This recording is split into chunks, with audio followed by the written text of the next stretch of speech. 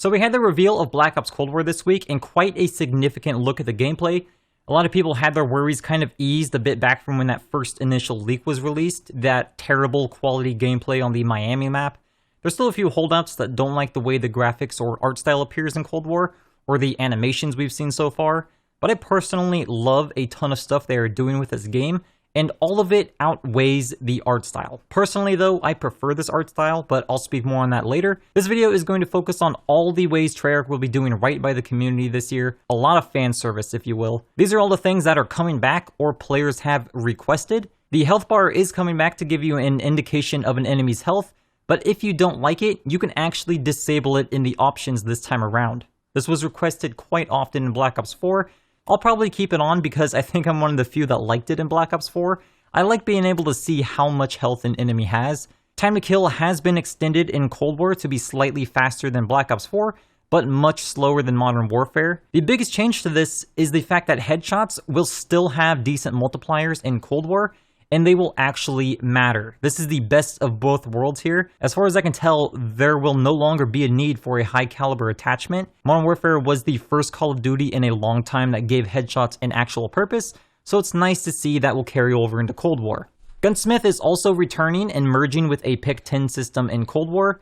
You'll be able to equip a standard of 5 attachments on your weapons, or you can use a wildcard to bump that up to 8 for your primary with the Gunfighter wildcard. Oh yeah, wildcards are extremely powerful as of the alpha build of this game. There were only 4, but you can pick 3 more attachments for your primary weapon, extra lethal and tactical, and start with max ammo by using the Danger Close card. Equip any weapon in either slot with Lawbreaker, or equip 3 extra perks with perk Greed. There's a lot more to unpack here, but I'd rather wait for the beta or full release to see what else they've been keeping secret. The minimap is returning as the standard minimap. Unsuppressed weapons light up players on the map, and you don't have any of the screwy minimap Fog of War from Black Ops 4 either.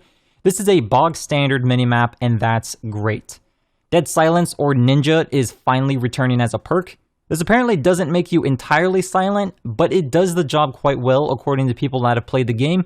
It seems like Call of Duty keeps trying to get away from this perk, but every single year it's gone, it gets requested to come back, and it's nice to see that it's finally back. Executions from Modern Warfare will also be returning, although they were not featured in the alpha build of the game. Weapon inspections are also set to be included at launch. Map voting is finally returning. It feels like ages since we've had map voting, but it was only missing in Modern Warfare.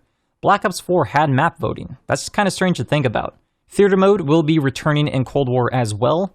Now the next one is a really polarizing issue, and that is the return of Quickscoping. This build of the game saw Quickscoping return to Modern Warfare 2 levels of ridiculousness.